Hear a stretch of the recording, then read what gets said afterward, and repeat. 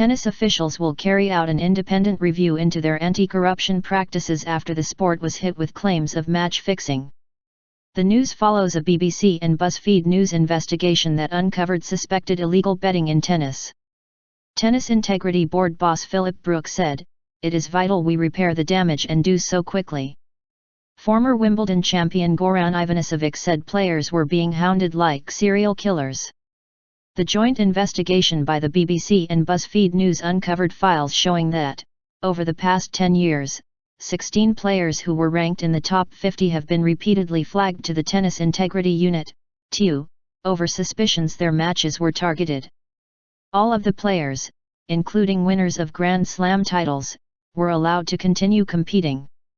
Brook said he remained totally confident in the work of the TU but said it was important that everyone who loves our sport and watches our sport is confident we are doing all we can.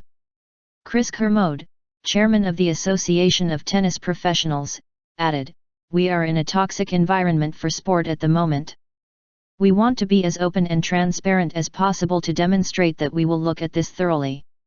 There is a zero tolerance for this."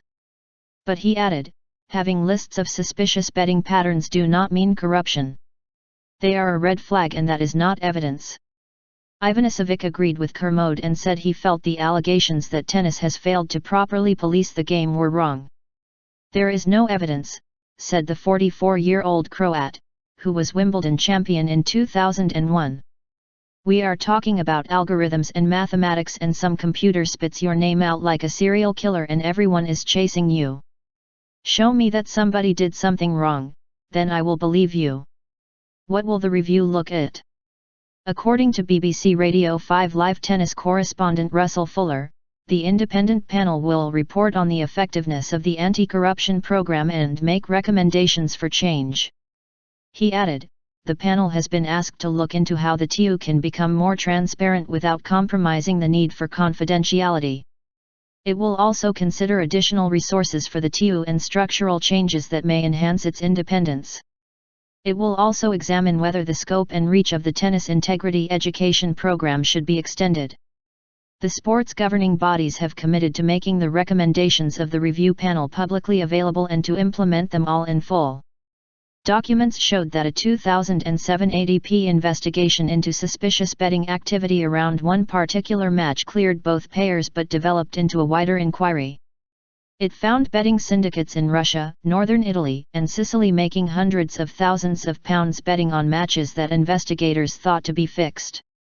3 of these matches were at Wimbledon. In a confidential report for the tennis authorities in 2008, the inquiry team said 28 players involved in these matches should be investigated, but the findings were never followed up. Tennis introduced a new anti-corruption code in 2009 but after taking legal advice were told previous corruption offenses could not be pursued. According to an anonymous ex-tennis player from South America, 3 big groups control betting in tennis and any payments to players are made using cash, with no bank-to-bank transfers allowed. He said each group has many guys inside the circuit and between 50 and 60 accounts, from which dozens of small bets are placed in order to make really big money. "This is like a secret on the tour that everybody knows, but we don't talk about it," said the player, whose identity is known by the BBC.